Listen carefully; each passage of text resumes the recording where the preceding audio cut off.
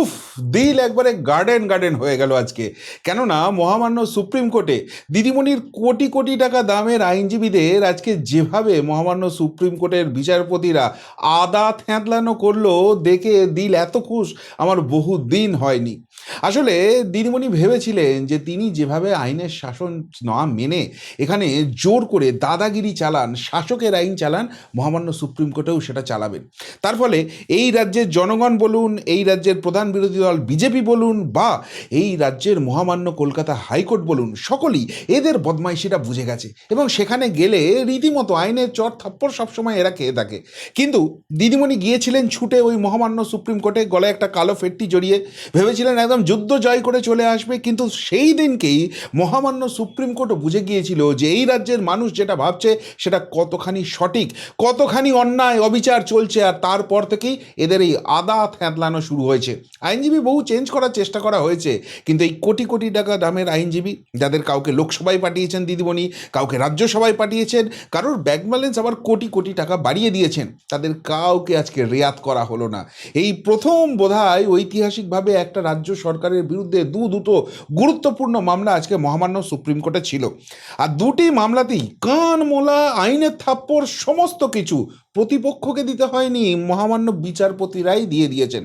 প্রথমেই যে মামলাটা নিয়ে কথা বলবো, আইপ্যাক, অর্থাৎ ওই যে কয়লা দুর্নীতি তদন্ত করতে ইডি এসেছিল এবং সেখানে দিদিমণি মস্তানি করে চলে গিয়েছিলেন এবং তারপর ফাইল ডাকাতি করে নিয়ে বেরিয়ে চলে এসেছিলেন, তদন্তে বাধা দিয়েছিলেন।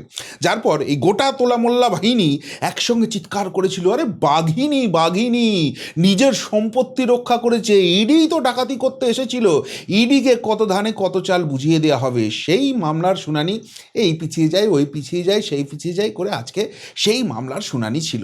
আর সেখানে পুরো মজা আ গিয়া, পুরো এপিসোডটা যদি শোনেন কেউ সুপ্রিম কোর্টের সওয়ালটা, মজা এসে গেছে। প্রথমেই এদের ওপেনিং ব্যাটসম্যান ছিল আজকে কপিল সিব্বাল, এবং সেই কপিল সিব্বাল শুরু করে ওই সব কিছু নয় যে দিদিমণি সঠিক কাজ করেছেন, দিদিমণি সঠিক কাজ করেছেন, ইডি এখানে অন্যায় করেছে, ওইসব ফুটানি টিভির পর্দায় সোশ্যাল মিডিয়ায় এরা বলতে পারে, এইসব বাংলার মানুষকে এরা বোঝানোর চেষ্টা করতে পারে, কিন্তু সুপ্রিম কোর্টের সামনে ওসব তো চলবে না। সুতরাং কপিল সিব্বাল যেটা শুরু করলেন যে এই মামলার অন্যতম মূল মামলাকারী যিনি ইডির ডেপুটি ডাইরেক্টর, তিনি তো ঘটনাস্থলেই ছিলেন না। তাহলে তিনি যখন ঘটনাস্থলে ছিলেন না, তার করা মামলা কি করে টেকে? এই মামলা টিকবে না। এটা ছিল কপিল সিব্বালের ওপেনিং স্টেটমেন্ট। সেখানে মহামান্য সুপ্রিম কোর্ট কি বলল? মহামান্য সুপ্রিম কোর্টের বিচারপতিরা বলছেন, ধরে নিন তিনি ছায়ার মতো ছিলেন, তার অফিসাররা সেখানে তদন্তে গেছে, তিনি ঘর থেকে মনিটর করছেন, সুতরাং তিনি ছিলেন না এই কথা বলছেন কি করে? তিনি ছিলেন, এটা ধরে নিই, বাকি কথা বলুন আপনার কি বক্তব্য আছে। তখন তখন কপিল সিব্বাল বলেন যে এখানে তো কোনো মৌলিক অধিকার লঙ্ঘিত হয়েছে বলা হচ্ছে, কিন্তু কোনো মৌলিক অধিকারই তো এখানে লঙ্ঘিত হয়নি, কেননা ইডি মামলা করেছে, এখানে তো ব্যক্তিদের ক্ষেত্রে মৌলিক অধিকার লঙ্ঘিত হয়। তখন মহামান্য সুপ্রিম কোর্টের বিচারপতিরা বলছেন, মৌলিক অধিকার শুধু ব্যক্তিকেন্দ্রিক নয়, আইনের শাসনে নিজেই একটা মৌলিক নীতি, সুতরাং আপনার ওই যুক্তিটা আমরা মানছি না, ওসব বাদ দিন, বাকি কথা বলুন। মানে কপিল সিব্বাল ধোপে টিকছে না কীভাবে দেখুন, প্রত্যেকটা ছত্রে ছত্রে। আবারও বলছি, ইডি কোনো সওয়ালই করার জায়গায় আসেনি, ইডি শুধু মাঝখানে উঠে দাঁড়িয়ে বলেছে যে আসল ঘটনা কপিল সিব্বাল আপনাকে বলতে হবে না, আমরা বলবো, কিন্তু সেই ইডিকে এখনও বলার স্কোপই দেওয়া হয়নি।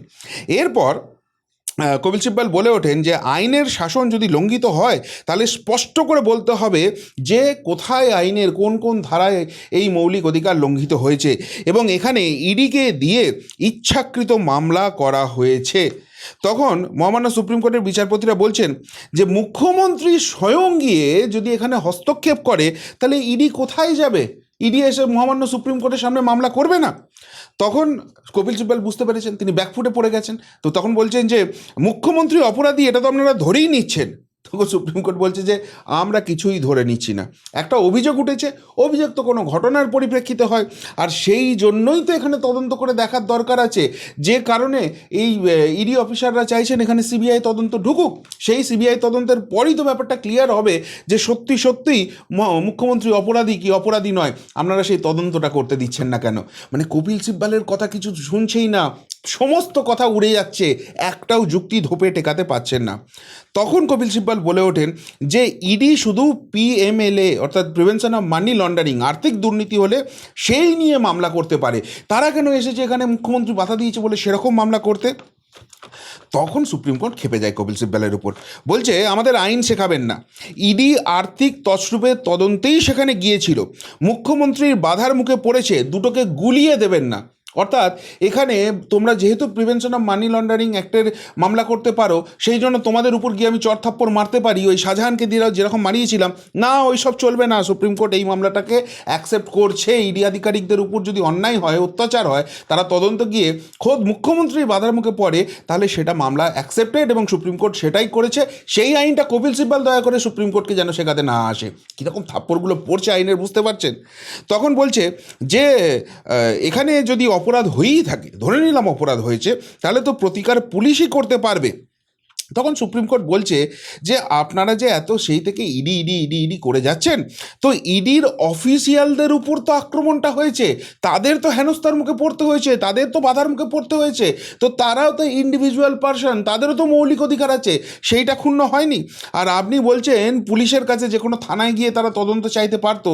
যে মুখ্যমন্ত্রীর বিরুদ্ধে অভিযোগ, তিনিই হচ্ছেন রাজ্যের মুখ্যমন্ত্রী, তিনিই হচ্ছেন রাজ্যের পুলিশ মন্ত্রী, তাহলে পুলিশ মন্ত্রীর বিরুদ্ধে তার অন্তর্গত পুলিশ তারা তদন্ত করতে পারে, এটা বোঝাতে এসছেন।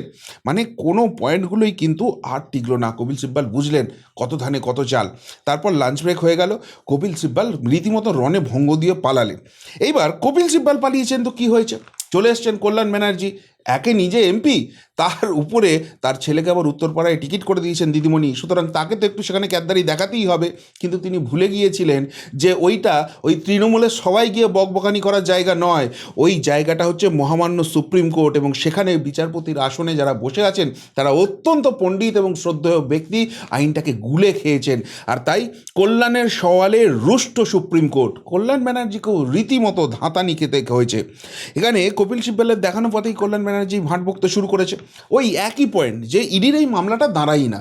আরে ভাই, তোরা তো এখানে বলছিস যে ইডি অন্যায় করেছে, ইডির মামলা দাঁড়ায় ফাঁড়ায় ওসব ব্যাপার নয়, ইডি অন্যায় করেছে, ইডি ডাকাতি করতে এসছে, তৃণমূলের সব প্ল্যান চুরি করে নিয়েছে, ইডিকে শাস্তি নিন, সেই কথা বল।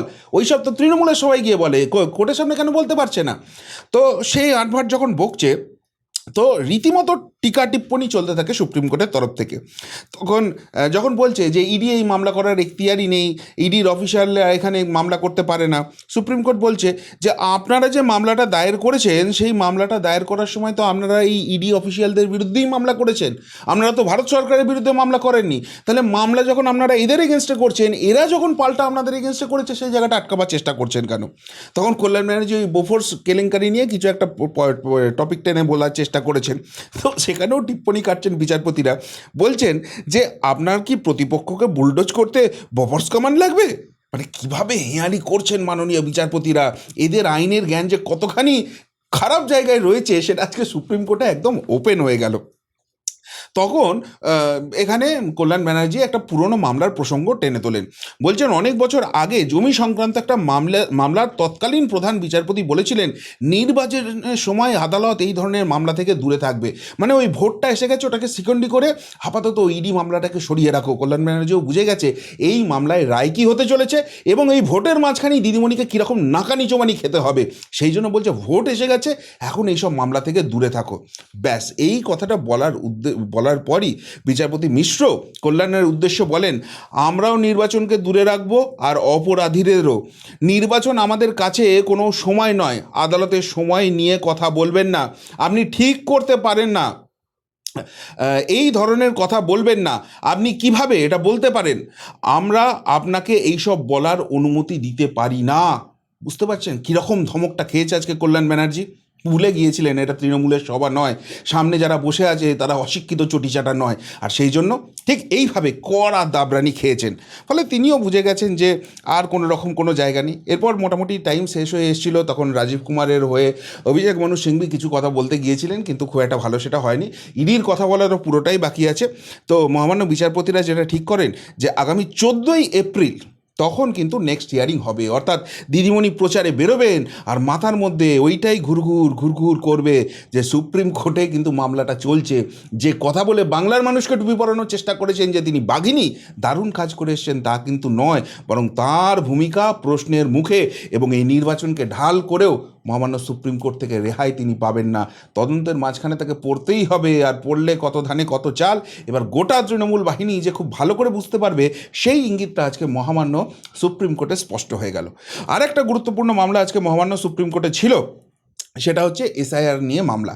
এখন এই এসআইআর নিয়ে মামলাটাই যেটা তৃণমূল মরিয়া হয়ে আছে, সেটা হচ্ছে এই যে 60 লক্ষ নাম অ্যাডজুডিকেশনে আছে, এই নামগুলোকে যে করে হোক ভোটার তালিকায় ঢোকাতে হবে, এবং সেই জন্য মরিয়া হয়ে সকাল থেকে সেখানে প্রচুর তারা চেষ্টা করেছে।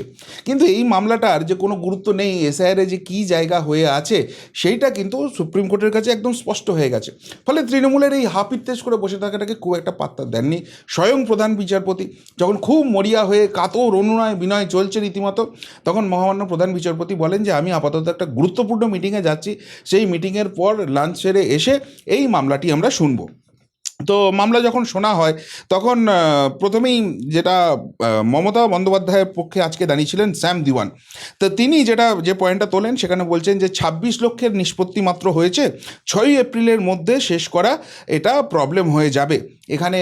এবং যে পয়েন্টটা খুব জোর দেওয়ার চেষ্টা করছিলেন যে অনেকেই আছেন প্রার্থী ঘোষিত হয়ে গেছেন, সুতরাং তাদের নাম যদি অ্যাডজুডিকেশনে থাকে শেষ অবধি তো তারা ভোটেই লড়তে পারবেন না, তাহলে এই পরিস্থিতিতে ভোটটা কী করে করা যাবে। 6ই এপ্রিলের কথাটা বলছেন এই কারণেই, কেননা যেটা ইলেকশন কমিশনের নিয়ম হচ্ছে যে কোনো পর্যায়ের যখন ভোট হবে তখন যেদিনকে নমিনেশন উইথড্রল হচ্ছে সেই ডেটটা হচ্ছে সেই এলাকার যে ভোটার লিস্ট আছে সেটাকে ফ্রিজ করার লাস্ট ডেট। সুতরাং অনেকেই রয়েছেন প্রথম পর্বের যারা প্রার্থী হয়েছেন তাদের ক্ষেত্রে নমিনেশন উইথড্রলের লাস্ট ডেট হচ্ছে 6 এপ্রিল। সুতরাং সেই দিনের মধ্যে কিন্তু এই ভোটার তালিকাকে ফিক্স করতে হবে, ফ্রিজ করতে হবে। তো সেই জন্যই 6 এপ্রিলের কথাটা বারবার আসছে। তো সেটাকে সামনে রেখেই মোটামুটি ইলেকশন পিছিয়ে যেতে পারে এমন একটা স্পেকুলেশন কাল থেকে বিভিন্ন মিডিয়ায় ছড়াচ্ছিল।